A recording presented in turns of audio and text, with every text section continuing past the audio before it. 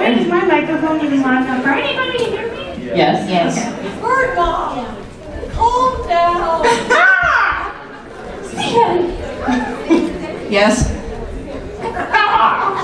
This is going to be confusing. I just really want someone to cosplay like a Steven mashup. I'm doing it. It's confirmed. Confirmed. Thank you. Give me a shirt, Connor. Round of applause for technology.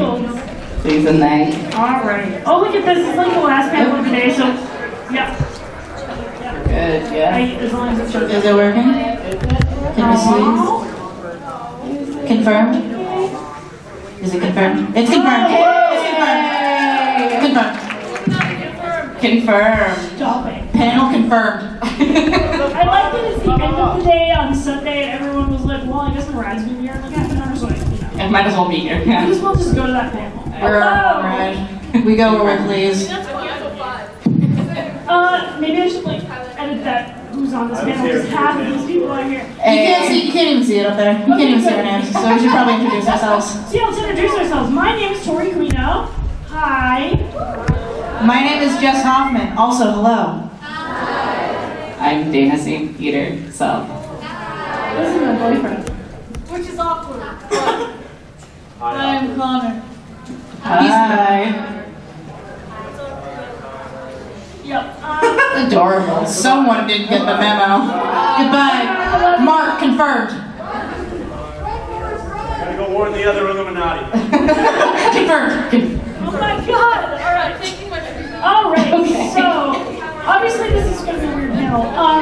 It's starting off weird, guys. It's only gonna get weirder. We are gonna talk about the women of Marvel. So we're gonna talk about the creators and female characters of Marvel throughout its very long history. And it's, like I said earlier, it would be really hard to literally go through and cover everybody.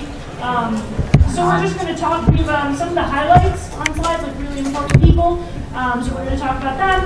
And then at the end, we're going to have time for like, let's talk about our characters and what we think and how we think the Marvel comics is. We're going to talk about some MCU stuff as well. The slideshow's a little bit comics oriented. And I know a lot of us love the MCU. I love the MCU. And we can talk about that and just kind of have a discussion. If you have any questions or comments at any point, feel free to raise your hand, and when we see you, we will comment. If I see you, I can't see anything. It's true, she's blind. Oh, do you know the glasses? She doesn't have her glasses on. I remembered my contacts. She's very in character right It's now. a miracle. All right, so first slide. Oh, I forgot I did slide effects on this one. Ooh, we're getting fancy. 3 in the morning. No. Bird Mom drone confirmed. Say that I saw Michelle Nichols in the hotel bar last night. Anyway. Confirmed. Shout out. So, basics of women in Marvel. Women currently make up at least 47% of comic book readership. Ooh. They did research scientifically and found that out. Go science. So, anybody who thinks it's actually a boys' club is deluding themselves. They're stupid, that's why. Female-led comic books are currently, right now, selling better than ever.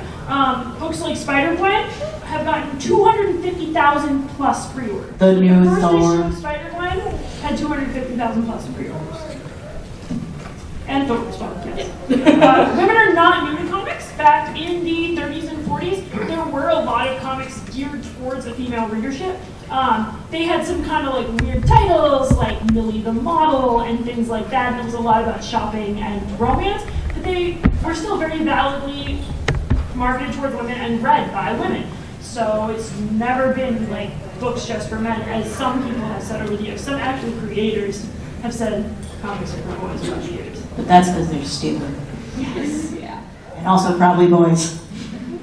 My final point is that you've all probably noticed that anytime they introduce a new female character or anything to do with women superheroes, when they had Thor, the new Thor be a woman, when they decided to make the A-Force, when Captain Marvel got promoted to being Captain Marvel, there was controversy, and there were dozens of articles on the internet saying controversy surrounding Marvel's decision to do something with one of their fictional characters.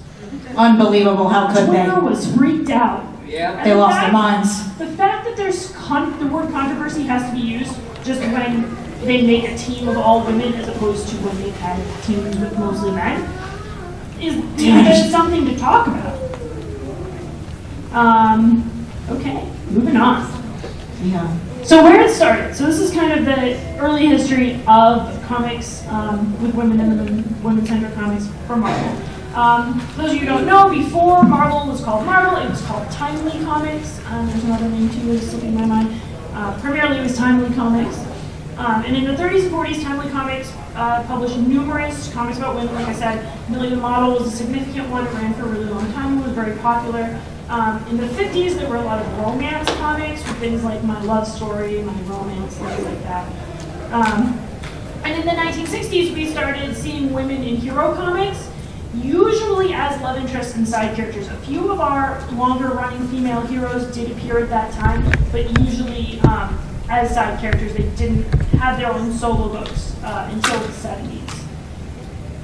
So then, in the 70s, women started getting some solo adventures. Black Widow showed up for the first time in Amazing Spider-Man number 86. There she is. Right there. Right there. Your fave could never. Your fave could never. Yeah, she showed up for the first time in Amazing Spider-Man number 86. And she then went on to be in the Amazing Adventures along with, who was that? The Defenders of the Inhumans? I can't remember. I think it was Inhumans. I think it's the Inhumans. Yeah, so she used to hang out with the Inhumans. 1972 to 1973, a very significant thing happened, which was The Cat was published by Marvel Comics. It had a very short run, but it was the first book ever with not only a female protagonist, but also an entirely female creative team. We're going to talk about one of those creators in a few minutes. And then in the 1980s, we're probably getting into a time some of us here are more familiar with, is when we really started seeing a large increase in the creation of female heroes. So a lot of female characters were invented at this point, especially a ton of the X-Men. We all probably know the 80s was a big time for growth in the X-Men franchise universe. And a ton of our favorite female mutants were invented during this time. Can you name them all? I bet you can't. Probably cannot. No one can. If I ever met anyone who could name all of the people who've ever been on any X-Men team, I would probably award them something. They would scare me. Hire I would them. be afraid of them. Hire them. They would probably like a coward for Wonder Woman. It's true. They are an Superhuman? X-Men. Yeah. They're an X-Men. If anyone could ever do that, they're either an X-Men themselves or a computer. It's true. Right, so we're going to talk about creators briefly. There's been a ton of female creators. I focus entirely on people who've written for Marvel, and people who've written major things for Marvel. We could talk for hours. Like I said, there could be a whole other separate panel, probably like 3 panels, about various female creators, because there have always been women working in the comics industry. They just either were A, uncredited completely or partially, or B, just kind of ignored, written off as being support staff or editorial for the male writers who tended to be the stars and the male artists. To begin with, we have Violet Barclay. She was an inker and an illustrator and really a pioneer of women in the field of comics. She worked for Marvel in the 40s, which was at the time called Timely Comics. This was during World War II, when a lot of the men were overseas fighting, and as we saw on Agent Carter, a lot of women had really important, fulfilling jobs while the men were overseas, and then when they came back, a lot of them got fired. She didn't get fired, but she went from kind of being respected in Timely Comics to essentially being the coffee girl after a lot of people came back from the war. It's really hard to determine how much inking and illustration she actually did. We know she did a lot of work on various humorous books like Super Rabbit, Jeannie, and Emily the Nurse. But it's almost impossible to determine just how much work she did during that time because she didn't sign things because it wasn't typical back then and no one credited her for inking. Could you imagine someone now not getting credited for inking an entire book? Sued. Yes. And I like that picture of her because she looks so sassy. She actually went on to be a model after she left. After she left Marvel. Marvel produces models, confirmed. Yes. Next person we're going to talk about is Marie Severin, who was an artist and colorist in the 1950s. She did war comics, which were pretty common at the time, and also she did a lot of Marvel's horror comics, which were very acclaimed, but extremely, extremely gory. And she read an interview with her, and she had some interesting techniques where she kind of thought all the blood that the artist, whoever was doing the line work, would put in would be annoying, so she'd like wash them in yellow, so parents wouldn't see what their kids were reading was scary, and I thought that was kind of cute. Importantly, in 1976, she co-created Spider-Woman. Oh, so you're big. And she actually designed her original costume. And for anyone who likes Howard the Duck, she also co-created Dr. Bomb. Quack. Confirmed. She's got a cool picture too. She drew that picture herself. Hey. Oh, she did? Damn. Dang. I'm gonna really try not to go crazy on this one, but I love Ann Nesenti. Is anybody else other than me really into Daredevil right now? Yeah. Okay. All right. Yes. All your face. If you love Daredevil, if you saw the show and were really into that, and have not read Ann Nesenti's Daredevil run, go and read it. You can find it online on Comixology and digital really easily. It's sometimes hard to find in trade in stores, just because it is really popular. Everyone wants to read it. She wrote Daredevil from 1987 to 1991, which is a pretty big deal because back then, and even still today, people are kind of hesitant to let female writers write books about men.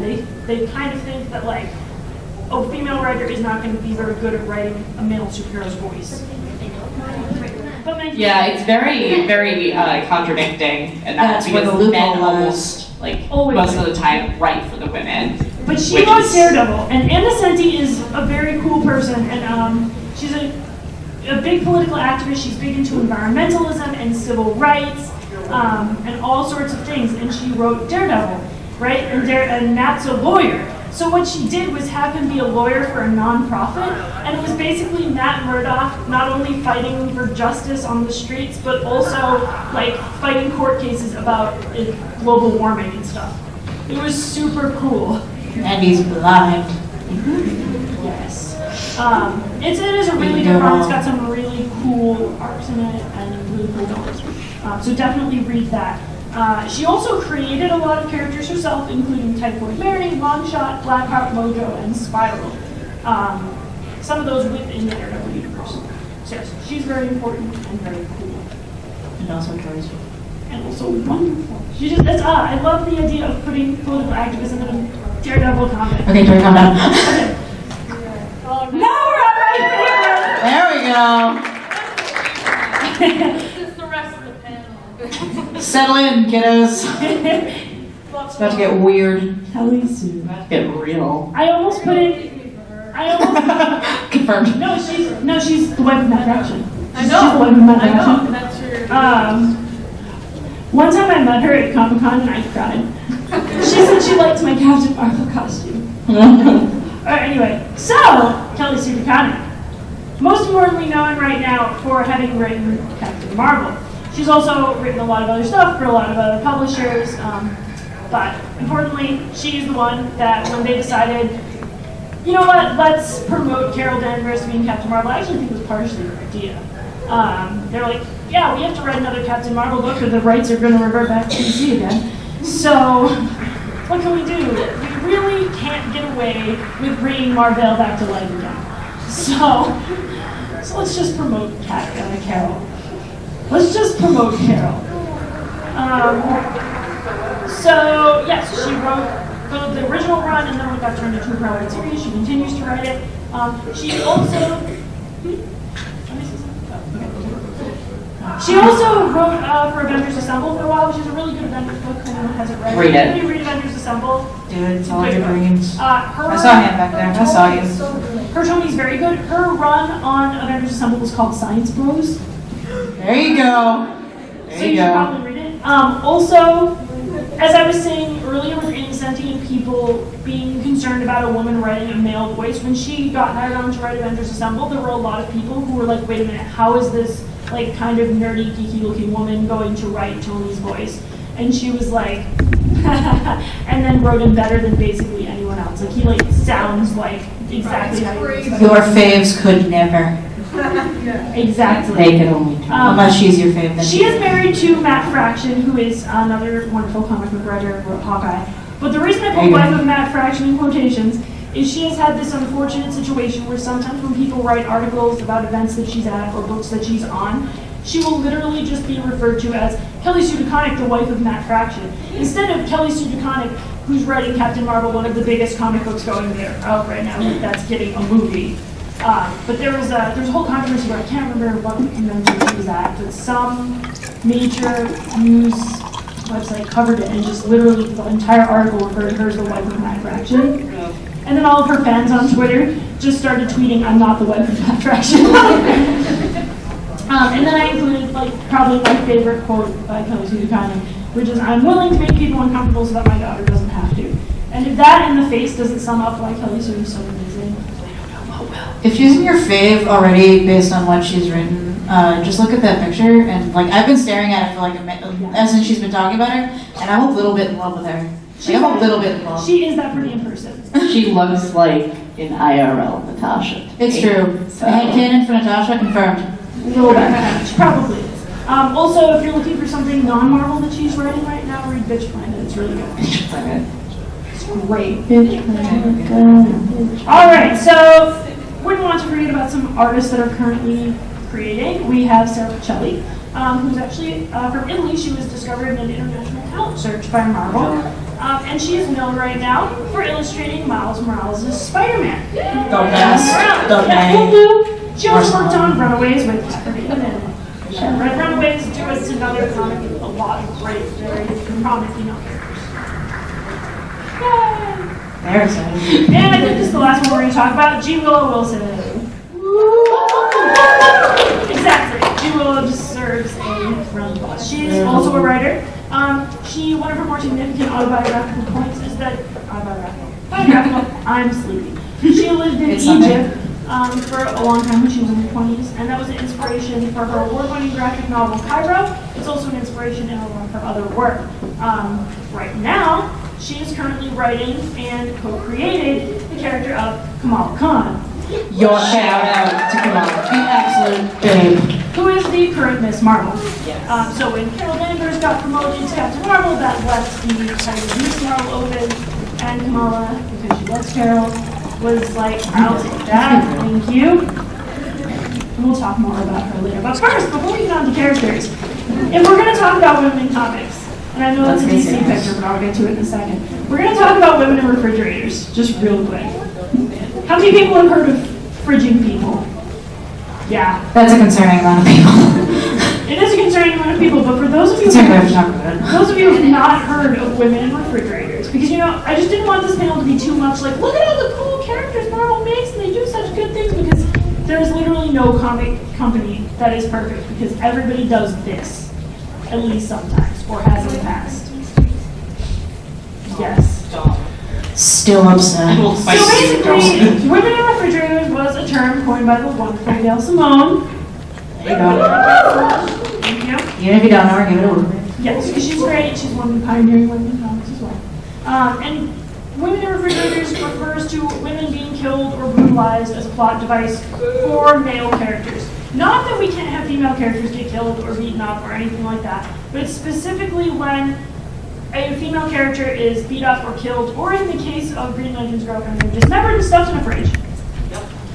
For the sake of that last panel there, see the mayonnaise? That's why she was put in the fridge. Or as we like to call it in the business, mangst. She was killed and put in the fridge for that panel. Specifically for and even though it was coined from a DC Comics incident there, it has happened a lot in Marvel. Yes, that's what it's Literally a woman in a refrigerator. Because they stuffed her in a fridge. Okay. Dismembered and stuffed in a fridge. Boy, oh boy, comics sure are fun, guys, right? We're having a good time. We love fictional Examples of characters. this having happened in Marvel Comics would be the whole thing with, I would say this is at the bottom of the list. It would be the whole thing with Wasp. I don't know if anybody's familiar with what happened with Janet Van Dyne, where she was essentially killed by her husband, badly abused. Karen Page, who is one of the more amusing fridging stories, where just, Karen is like a great person and everything, and then out of the blue they were like, she went to Hollywood and got into drugs and porn, and then she died. That's one way to say, I don't want to write this character anymore. No, back then, that's what would happen. Today you get an MTV show. So They call that 16 and pregnant. no, actually there's a new one about There people who is? make bad mistakes. I don't watch TV. And it's just, that always makes me laugh because it's like, she was going along just fine, her and Matt and everything, and then all of a sudden, Having a good time, and then she really drugs, wasn't. porn, and then naturally, what follows porn is Death. by Yeah. a stick. Yeah. They Of don't, course. like, accidentally stabbed her with a stick. Don't have sex, otherwise you'll get into porn and get beaten up with a nightstick. We'll get pregnant And then you'll get die. pregnant afterwards. And of course, the last, Afterwards, yeah. Oh, that's how zombies all are right. made. Okay, of course, the last most significant example of spridging in Marvel Comics is Gwen Stacy. She's the most popular. I'm so upset about that. Still upset, 2K15. It's. I'll talk a little bit more. I'll talk a little bit more about Gwen later. But essentially, it came to the point, and the people who did it have said this. The writers were like, well, either Gwen and Peter are going to have to get married, and we don't want to limit Peter like that, or we're going to throw Gwen off a bridge. Stares into the camera The like ultimate the office. ultimatum. Let's throw her off a bridge. At least they didn't sell their marriage like they did with Spider-Man and Mary Jane. Very true. So anyway, that's enough about refrigerators. We're going to talk about characters. Now it's the good stuff. Yeah. Let's go. The ladies of Marvel. I pushed through all of the creators that you should care about, but not everybody knows. You can do more research on your own. You can explore their works Type and in have women in a Marvel genuine into Google. appreciation. Yes. Now, there's a whole Wikipedia list of female comic creators, by the way. It's true, I was looking at it this morning. Oh yeah, look, we got plenty of time. Now 305. we're going to talk about characters. Woo! First up, Natasha Romanoff. Woo! That's right. There you go. There you go. Otherwise known as Black Widow. Also known as your fave. Created in 1964 by Stan Lee, Don Rico, and Don Peck. Powers are athlete, gymnast, martial arts, weapon specialist, resistance to aging and disease, and being a badass. Also being your fave. Confirmed. Confirmed. Confirmed. So, initially in the comics, when she was first introduced back in Spider-Man, she was a villain, a Russian spy. Back in the day, everything, anybody who was mean and a spy was Russian. Because that was the Cold War. Because that's the Cold War, kiddos. That was the selling point. Because the fear was real. And as we all know, currently she is an Avenger and a S.H.I.E.L.D. agent. Also your favorite Avenger. Yes. Do we have anything we'd Don't like even to know say about Natasha Romanoff? I have some things to say about Natasha Talk Romanoff. to me about The Natasha. appropriate to say? Also, that art. All right, listen. Wait, that art is from her current comic run. You should read it. It's so lovely. A little aside about that art, I'm an art student. That art makes me cry whenever I see it, because that artist is one of my fave, and I can't remember his name off the top of my head currently. No. There you go. There you go. I see you. Look at her eyes. They're so They're so his art itself is so intense and expressive, and I'm so happy that he's drawing for Natasha. I like the dog. I would say thank you. I would say thank you, please, some more. So anyways, one of the cool things about Natasha Romanoff is that essentially she is a lot like Steve Rogers. She could essentially be Steve Rogers because for one thing, can I swear? No? All right, I won't swear on this panel. Mildly. It was the afternoon. It's true. She's really old. She's very old. She was around, I believe it was, because I remember talking, do you know stuff about Natasha? You know way too much about Natasha. Born in 1928. There you go. Yeah, she was born in 1920, and actually I read this on her wiki this morning because I was doing some research and studying. She was actually saved by Captain America at one point when she was a kid. She was born in 1920, and I believe that only makes her 2 years younger than Steve. Yep, only 2 years younger than Steve. And she worked for the Red Room, and she was trained by Bucky, actually, when he was the Winter Soldier. Yes, they've conveniently forgotten that fact in the movies. But It's true, but it's fine. It's fine. MCU's a mashup of everything and nothing at the same time. And that's why Ultron was created by Tony Stark. I'd still like a better explanation of why the Winter Soldier is Russian when Hydra's German. Was it just that one scientist was Russian? Is that what it was? I think so. I think so. I think it was just Daddy scientist was everybody Russian. joined together. I think they went to Russia. They had kind of bases across Europe. Yeah. Yeah, Germany that's, was yeah. destroyed. Yeah. They It just was really moved him to weird because Russia it seems and like they used all him of during the the Cold sailors War. were German, but How do anyway. you feel about the romance All right, listen. I'm about to go off. Whoa, okay, we're gonna take a couple deep breaths and we're going to slowly. Okay, so I would like to preface. Yeah, I would like to preface. I'm okay with it. What I'm not okay with is how little we got to lead up to. That's what I'm not okay with. I ship virtually anything, so I'm totally cool with them being together. Good for them. They deserve the happiness.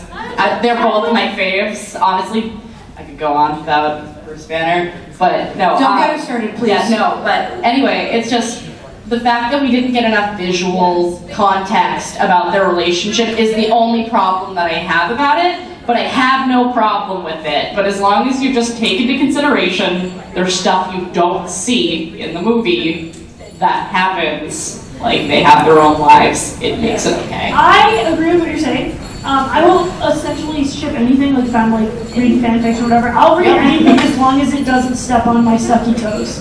It's true. It's true. Stucky main OTP confirmed. But no, I'll even read stories. Okay, whatever. Yeah, It's gotta be well written. Details. We're not talking about How about shit. Matt? Okay, but my thing is, Bruce Natasha can totally work. It can totally work if it's written correctly. Yes. If I have seen fan fictions where I have believed Bruce Tasha more than I did in that movie. There is, Yeah. but what we didn't see was any of Natasha's like. We didn't see any of the development between their relationship. So as far as So it came off people, as very awkward. yeah, because we get the first movie where it's like really awkward because they're like, you know, like, hey, I'm afraid of the other half of you, but you're okay, and like, hey, sorry, I'm a monster kind of thing going on between them, and you still get that vibe going into the next movie. Yeah. And then suddenly, like, hey, I like you. Do you want a drink? And it's, Wink wonk. It's just very much like Shoves we Bruce's just face slid in the right into news. that. Honestly, But- I would have believed. I think I would have been a little more okay with it if we'd seen like a little bit more awkward Bruce fumbling over himself. Agreed. And Also, if they didn't focus and pan the camera on him shoving his face in her boobs for so long at that one point, you know the part. You know the part. Point, like, When I saw that movie, when I saw yeah. that movie at midnight, there was the loudest audible that I've ever heard in the movie theater. I was like one of the only people in the movie theater when I watched it because I saw it at like 2 in the afternoon on a Wednesday or something. But because I'm in college, right? I don't think I do. But we like there were like 4 or 5 people, and all of us just sort of looked at one another like, okay, this is gonna be a thing, I guess. I didn't mind It's this. just like, but- I guess we're gonna go. Right, yeah. Go Whatever. Anyways, you have a question because your hand is up. Yes. Sorry, going off from Bruce and Natasha for a second, how do you feel about the fact that Natasha's backstory was sort of put into 2 minutes? Upset. Okay. Upset. The only. Okay, Hopefully again. they will expand on it. I agree. I hope that they're going to expand on it, but also, when else would it have fit in the movie? Because like they- that's my argument, really. Is like, when else would it have fit other than the flashbacks that they all had? They did truly attempt to put 18 plot lines in one movie, which was ill-conceived at best. Civil War. Afraid. Also, if you watch Agent Carter, they have Yeah. Yeah. Yeah. It's You really need to be immersed in it to like get all Can of I it. say a fun fact about what they did in Agent Carter with the Red Room? Dottie has been around longer than the name Natasha Romanoff. Dottie was in the comics originally as what Natasha became. They took Dottie's character and turned her into Natasha. Fun fact. Just letting you know. Natasha, you have your hand raised. My problem was, as their reason for not giving us Black Widow movie, they were saying, well, she's going to have a big part in Age of Ultron, she's going to have past in Age of Ultron, she's going to be really important in that movie. So that's why we're not really giving you a Natasha movie. Then her entire plot was just Bruce Nat, and she had 2 seconds of backstory, and they're still not. She's gonna be there. She's gonna be there to produce your Mangst. You're welcome. Okay. I'm still holding out that we may eventually get a movie for her. I cried. Have you guys I ever? hope that's gonna be seen. Have you guys seen? I don't know how many of you have Tumblr. You probably all do. This is a convention. I'm gonna assume. Have you guys all seen the fan-made trailer for the Black Widow movie? By SNL. No, not by SNL. Oh, no. Never mind. Not that one. No. That one's hilarious. That one's hilarious. But no, I'm talking about the one that has the Russian lullaby in it. Yes. I cried. I legitimately got teared up and cried and got chills. Because that is what I want. Honestly, if they don't make it, let's just have a revolution and make our. We're making it ourselves. The way that I Fund it, see it Kickstarter, let's go. is if we don't get one, whether it be secret, like they don't tell us about it, and they're like, hey, surprise, we did a thing. That would be cool. That would be fantastic. I want the See pan hope from for the that. But I just imagine much like DC is revamping their franchise, whenever Marvel decides to revamp their franchise again, Black Widow's probably going to have her own movie, so I don't think it's never going to happen. In our lifetime. Yeah, just not You will now. not go to your grave without Natasha Romanoff. You have a question, comment, friend in blue. My problem with the whole thing that they had with Natasha in Age of Ultron is that they kind of put her in a caretaker role. Yeah. And she's really not meant for that because she's like slippery and she's like hard to trust and trust other people.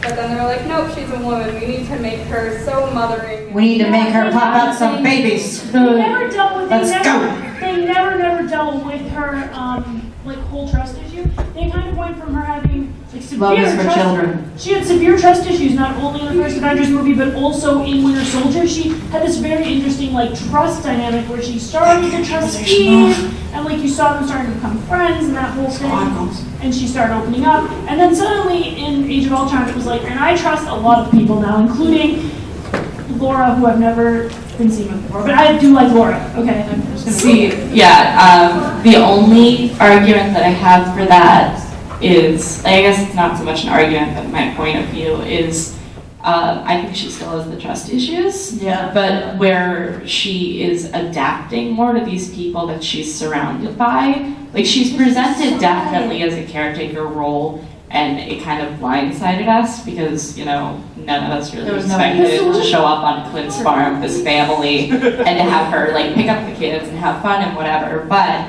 you also have to take into consideration she is still close to that. Yeah, we gotta move on to this. But anyway, Hold on, you have a question really quick, or this is gonna turn into the Tasha panel, so we're just gonna answer. You've had your hand up for a while. You in the back. I see you. You're low on your hand. I see you. So what is your question and or comment, real quick? As of Winter Soldier, what do you think of Nat and Steve together? Nope. Best friends forever. not as a ship, but definitely really good partners in crime or justice, whatever. As Haley Alba. They have best friend friendship bracelets. Nope. Yes. Yes. I never touch it. Stuffy ships.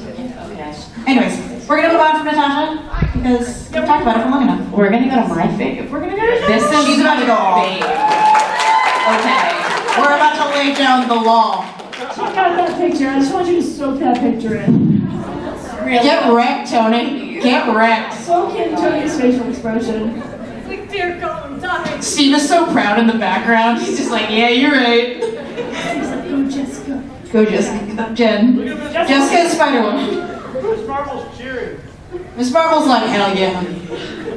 My mic died. She and Carol are good friends. You're in theater, project. I will project. Yeah. Red light. Oh no! Red light of jet. Okay. You can have my microphone while you talk about your favorite character. So. Jennifer Walters is literally the babe to me. I love her. Okay. She was gonna cosplay as her one day. This. So okay. All right. Do you want? Oh no. There we go. The thing just fell out. Anyways, Okay. that's on. Okay, Jennifer Walters. This is She-Hulk. This is not Bruce Banner's girlfriend. This is his cousin. The red one is his girlfriend. Okay, just to clarify that right now. Okay. About to set you straight. Okay. There is a blue Hulk, isn't there? There's a whole planet of Hulks. There's so many different Hulks, but the red one is his girlfriend. The green one is his cousin. This Take lady, notes, everybody. Okay, what I love about Jennifer Walters is she is totally normal. Like, she grew up, you know, average middle class. She worked her way up to a good school. She became a lawyer. She's very good at her job. And it wasn't until an accident that this happened to her. She was totally fine beforehand. She's still really chill. She's great. So she got a blood transfusion. She didn't do the whole gamma thing like Bruce did. She got shot, and he gave her blood so she would live. This happened to her as a result. She has the ability to change back and forth from, regular, everyday, like 5'10" Jen to 7-foot Jen, who's green and muscular and fabulous. Yes. Keep going. Yeah. Don't say thank you. Okay, so she is incredibly beautiful, incredibly intelligent, incredibly strong, incredibly normal. And she is super humble unless you challenge her. Because she can and Gee, will. I wonder what happened to Tony. I wonder what he did. It's also important to note that her version of hulking out is not really hulking out. It's a lucid version of that, so she can just be like, I'm gonna just be big and green and beautiful now, and just switch, and she's still got her brain and her lawyerliness and her sass. About 90% of the time, she prefers to stay green. So she'll go to work as the jolly green giant. So if you ever feel bad about how you look, just be like Jennifer Walters. Yeah. Say, I'm working it. Let's do it. Yeah, so the relationship between her and Tony, she's his lawyer, obviously, because, And she also beats him at arm wrestling. No, Tony's great, but, he gets in a lot of trouble. A lot of trouble, so justifiably he needs a really good lawyer. Introducing, the beautiful Jennifer Walters to be. I wonder who her favorite character is. I love her. Okay. She's all she texts me I about. love her. Okay. So they did the do. Just not even gonna gloss over that. They did the do. And she's like, no, we're good. And she does stuff like this to not intentionally emasculate him, but he's just like, I'm Iron Man. And she's like, you're still Tony Stark. And she's like, yup, I can do this. And then Bruce is like, oh God, why? Like, why? I'm related to this. To me? No, he likes her. She's actually one of the only family members that he likes. So, yeah. Tragic backstory time. Bruce had an abusive childhood. So, whenever, sad. So, whenever he would see his cousin, who's his only cousin, he would be thrilled. So, they have a very good relationship. Anybody have anything else they want to say about Jennifer Walters? Yeah, right. Your new favorite. Way in the back. Does she still have her Hulk reaction being to fear, or did they get rid of that? To fear. Okay. I think different comics, because she has the ability to control it now. Like as far as I'm aware, she has the full ability to control it. Like she can choose when she wants to be Jen or She-Hulk. So I think the trigger is not fear anymore. Oh, it's not that it changes, it's just that she deserves. Just a couple of years back, if she was made afraid, she would freak and go out of Hulk rampage. Her own version. But it was still... Yeah, I personally, I don't doubt it. Yeah. None of the ones that I've read in the past few years, she's done that. So maybe it's just something that they removed. But I would not doubt They if just she had a Hulk decided out. New York is rampaged by various colored Hulks enough. Yeah. New York has a tough, guys. New York has a tough. Alright, in the blue, again, you. Is she breaking his arm there? Like, is he okay? No, he's not. He's fine. He'll be fine. But Jarvis fixes it. He's fine. Jarvis is like, again? Really? Yeah. That's why he's wearing the armor. Yeah, no, he would not be dumb enough. Oh no, he'd be dead. He'd be dead. Straight up dead. Alright, in the pink, in the back. No. Oh, no, yep, go a second, sorry. Well, I love She-Hulk. I actually bought her first issue off the shelf. So, Good. but one of the elements that is kind of problematic is that when she changes, she also has to be gorgeous. And when Tony changes, When Bruce changes, he isn't, yeah. A monster. Yeah. And so it's like, we can't have a woman look monstrous, kind of. Yeah. She gotta have them baps. That's really the only, I guess, problem that is really surrounding Jen. Otherwise, I think she's a very very great character.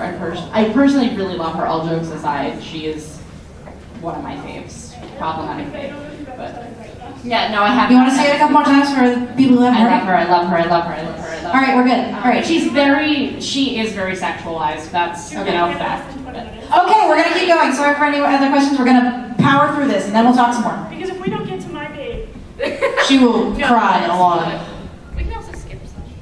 Jean Grey, we can talk real quick about Jean. We'll talk real quick about Jean Grey. I know everyone loves her. Unless Whatever. anybody is like really opposed to us talking really quickly. I know who's really passionate about Jean Grey. Let me just say, the problem is not Jean Grey. The problem is who she keeps sleeping with. Yeah. There you go. And also the problem is the guys who are writing her. There it is. Because they're writing her. She's fictional. Huh? What? Phoenix is OP in Marvel vs. Capcom. Unless she's dark. Phoenix is OP In general. She's OP in general. Yeah, so many people. She has so many people. Jean Grey, Marvel Girl, Phoenix, Dark Her Phoenix. other powers listed should be coming back from the dead repeatedly. Yeah. I wanted to put it, but I didn't know how snark I could go. Created in 1963 by Stan Lee and Jack Kirby, one of the first X-Men team members, considered one of the original students. Yes, is a doctor. Incredibly influential in the Marvel Universe due to the fact that she literally continuously destroys it. Way to go, Jean. We're all so proud. Her powers are telepathy, telekinesis, and being an Omega level mutant, which it seems like almost everyone is now. If you're not Omega, you're not in the club. You are. Get wrecked, scrub lord. There was like a 5-minute period where Gambit was an Omega level. Yeah. And every Pick a card, any card. Which one's the queen? It's like, well, Omega. But anyway, yes, Jean Grey has a lot of problems in her writing. Is a wonderful character, but is continuously written in kind of an awkward way where she is an Omega level mutant. Sorry, I'm losing my voice. I had 2 photo shoots this weekend. She's an Omega level mutant and continuously gets framed as, like, she can do basically anything, but for some reason, everything she does somehow funnels back into being more of a reason Scott Summers is a dick. I mean, it's just solidifying it at She this is point. outrageously powerful, but every time she has a major plot, it funnels back into Scott. Like, I don't know if anyone else has ever noticed that. Scott or Logan, but mostly Scott. And It's called the Love Triangle, Illuminati confirmed. X-Men Illuminati. Love fan. Fans are kind of like triangles, still Illuminati confirmed. Alright, we're gonna do next one. Next. Gwen Stacy! Woo!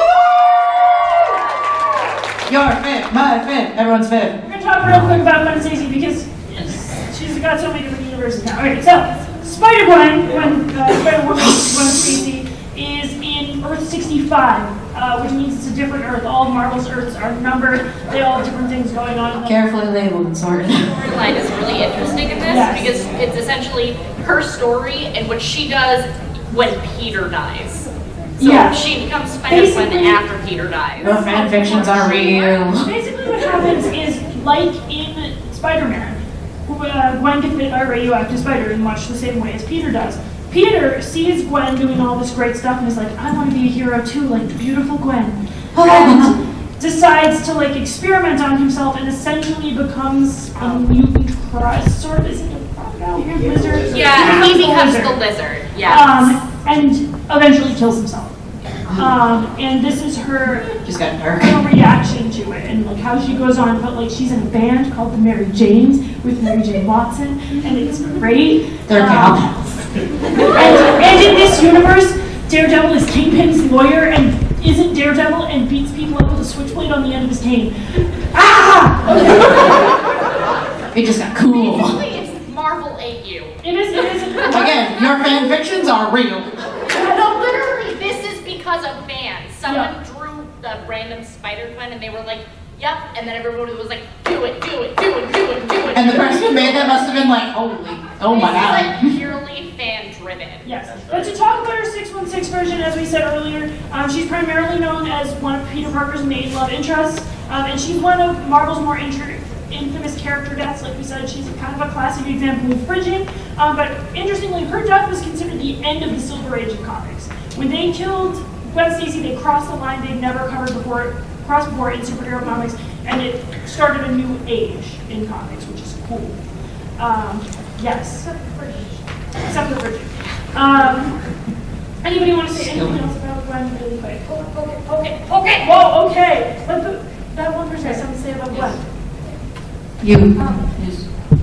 I think in the comic, her relationship with her father is really interesting because he like finds out that it's her. And yeah, and he's a cop. He's supposed to be hunting her down. And he just has to loses keep her phone at one point, and they're like, evidence. And he's like, I'm gonna take that. He's like, that's not evidence. What evidence? And finds Gwen later. What the frick are you doing? I'm not buying you a new phone. It's really interesting because he never really like calls her out on it. He's just kind of like, I know you are the spider. Please, like, stay safe. Don't get in my business. Kinda. I packed you a I don't want to sandwich. arrest you. I'm not involved. I know nothing. Bye bye. Have fun at school. I packed you a sandwich. Here we go.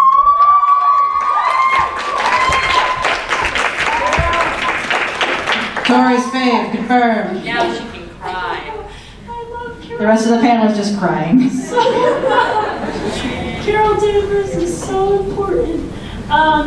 Okay, basically, let me start by saying a lot of people consider that Marvel Comics right now is having a renaissance of sorts in terms of females in comics. This was essentially a big part of the start of it. They decided that they had to make a new Captain Marvel book because there's legal issues with them in DC and Shazam. So every now and then they have to make a new Captain Marvel book in order to retain the rights. So they decided, as I think I mentioned this earlier, they were like, let's just promote Carol. Carol has been a lot of things over the years. She was Miss Marvel, most importantly, she was Binary and Warbird as well. She has really cool powers. She's another one of those interesting heroes who's gotten her powers due to a male character that she was then given a diminutive form of the name of, but has kind of come to own that in recent years, where like it used to be like, oh, this is like Miss Marvel with the like baby version of Captain Marvel's powers, like, but now it's like Captain Marvel's been dead for a really long time. Her powers are freaking awesome, and she deals with the fact that she is basically his successor. Her powers are that she is partially Kree DNA. If you don't know about the Kree and the Skrull, it's really complicated. We won't go into it because we don't have that much time. It's like half of Marvel Comics is dictated by these two weird alien races fighting over her. Fight. So she has partially Kree DNA, which gives her flight, strength, speed, and makes her nearly bulletproof. In her current run, and an interesting fact about how she got her powers was basically the thing that exploded and gave her like the powers itself was like a wishing machine, and she wished that like as she was getting exploded on that she could be strong enough to save Marvel, and the wishing machine was like, okay, here you go, enjoy. And she will. In, I believe, what are we down to now? Oh, I should have looked up the number. When Age of Ultron came out, I had like exactly how many days it was. She has a countdown. Eventually, in a couple of years, she will be the first female Marvel hero to get a feature film.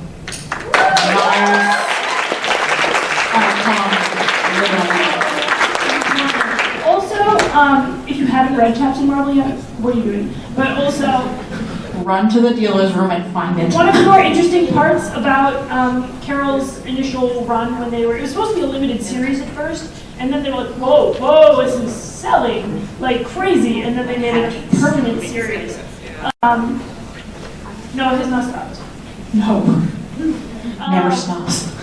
No, Hawkeye, Operation Hawkeye stopped. But anyway, if you read at the end of the second issue the letters to the editor, there's so many salty people.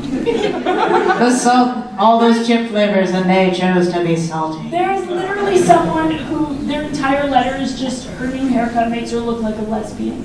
And Kelly Sue DeConnick responded with a smiley face.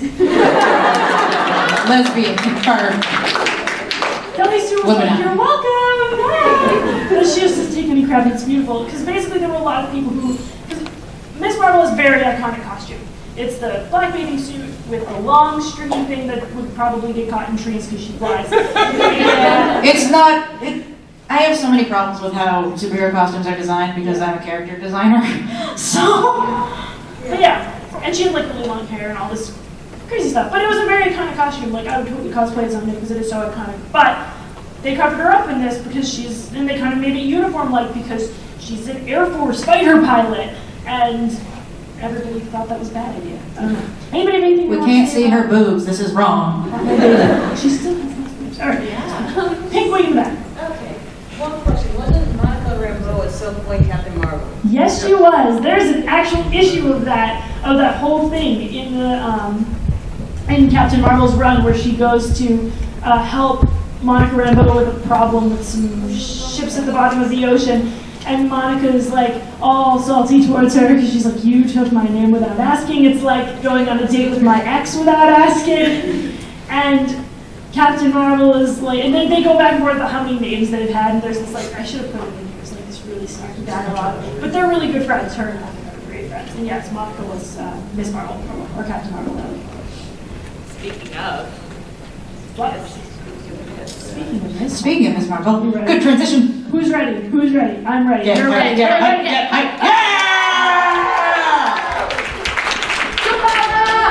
Kamala You are looking at the most important comic book character out there right now. My favorite whenever anyone cosplays. Do you ever cry? Because I'm crying right now.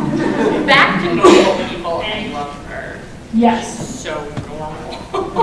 She's a fangirl, like all of us. Kamala is painfully On the normal, inside. and she is a big nerd and a fangirl. Basically, she's Carol Danvers' like #1 fan. She's like, Yes. whoa, my idol, Carol Danvers, wow. And then Carol got promoted to Captain Marvel. She wound up with inhuman powers, and was like, In the midst of snow. Mm-hmm. Ooh, I don't feel good. And then like turned into her, and then was like, Yeah. why this? And then She was like, turned back finally. to herself when she got control of it, and now she's like, I'm Miss Marvel. Yeah. she was like, I'm gonna be a superhero. What's a name that's free right now? Miss Marvel. I can't be Captain Marvel no matter how cool that is. A quick interjection, my favorite thing from this run is when she teams up with Wolverine and she's like, you were on the top of my list of superhero team-ups. You are my fan. I'm like, yes, you're right. Has anyone seen the cover where she's with the Avengers and she's on the cover and her face is like, Yeah. Me, literally me. 5 minutes. There we go, we're gonna burn this. She knows everything though, because at one point someone was like, who even created the name Avengers anyway? And she's like, Wasp. She's literally an Avengers super fan. Yeah. She is us. We are Camilla. Also, important to note, she is the first Muslim character to headline her own book. Yes. Woo! Diversity. Her powers are shape-shifting, which is really cool. She can also stretch, so it's a little bit like Fantastic Four, but better because less like the Magic School Bus. Super cool. Interesting quote there at the end. G. Willow Wilson has said that basically Kamala's character should have been the trifecta of death. Like she's also a teenager. That's cool. Younger heroes are always fun. She's still learning too, which is great. Yeah, so if you want, like she was literally just invented like 2 years ago. Or like last year. I think it was last year. It was last year. Was it 13 I or think it was the year. 14. Yeah. So yeah, she was literally invented in 2014. So if you want to sit down and watch a superhero figure out how to super, This is it. Start now. And, Leave yeah, here this is the today perfect and time start to do it. now. we have 3 minutes. Who wants to say something in the next 3 minutes? Squirrel Girl. I just wanted to add Squirrel Girl. about Done. Most powerful superhero at Marvel? Go. Is that an editor at Marvel, Sarah, I'm going to mispronounce your last name, was the one who pushed for Yes. Miss Marvel. Yes. And so was Marvel hiring women in the editorial positions that led to a lot of the changes. Yes, and that's something I think is often overlooked in terms of female creators is what the editorial staff looks like, because the editorial staff at Marvel or DC or wherever are the ones that make a lot of decisions with the content that's put out. Okay. Hat, because you seem very distressed. Kate Bishop being Hawkeye and not Hawkette. Oh wait! Oh, wait. No, we have Wanda. Wanda's really cool. I love Wanda. She's super awesome. Transition hype. I was so hyped. Sorry, Wanda's really cool. Get the next one. Wanda's great though. Love Wanda. Jewish. Wanda, She's really Jewish. Wanda. It's great. She's Her amazing. powers are anything you want. No more mutants.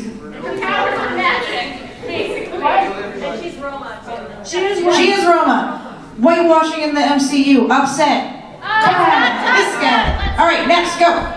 Kate Bishop! Pizza Nut! Pizza Nut! Oh, Kate Bishop is so important. Gives her a kiss. My favorite thing is that Hawkeye died, and kind of like Kamala, Kate Bishop was like, you know what? I'm Hawkeye now. And some of the other heroes were like, but you're like A12, be a girl and see not Clint Barton, and she was like, deuces. Yeah. She's like, try and get me. What you gonna do? Fight me, Scarlet. Like the two different Kates. There's like this Kate that is like the best not putting up with his crack, and she's like, yeah, okay, yep. And then you get Young Avengers Kate, who's like, yeah, I'm kind of a leader of the group. Kinda. American Chavez also. Both Kates are great. The other great thing is too that when Hawkeye came back, when he came back to life, and was like, oh look, it's this. Who's what? Hawkeye? I'm Hawkeye. But he wasn't like that. He was like, how dare you? He was like, sweet. He wasn't like, kids, stop using my name, find your own bird-related pun. Bird puns, the panel. He was like, oh cool, so there's two of us now, that's Clint awesome. is bird mom confirmed. Clint is bird mom confirmed. Panel over. But Kate is great because she's also kind of a normal person. Like her backstory is semi-tragic. Like she grew up in well-means.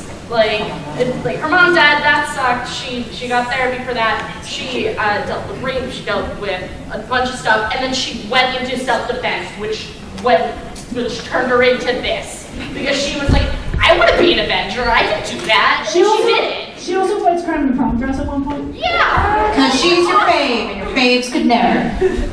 Never pines. Okay. Hi. Hello. First of all, Garner totally reads Wonder Woman. I'm just putting that out there. Second of all, what do you think is the big factor that's contributed to the whole like good old boys club culture around comic books that still perpetuates? We live in a male-dominated society. Other than that, a fun fact, a lot of this had to do with when the Comics Code Authority was created. Basically, they started cracking down on things that didn't seem wholesome, and what was wholesome to them and what would get past the censors was like strong, well-meaning Steve Rogers type men and their girlfriends who were nice. Homie. Pumping out the babies. It had a ton to do with Comics Code Authority. Because that was when a lot of the books, like Millie the Model and things like that, got canceled because they couldn't, like, they were just like, we can only get so many things past the censor. What's going to sell better are heroes because that's the culture that we're in right now. We can't obviously have women heroes, so it just started out as being superheroes or men, and then anything other than that started seeming weird. But now we're in a time of revolution, so women superheroes all over the place, and this is Women of Marvel. If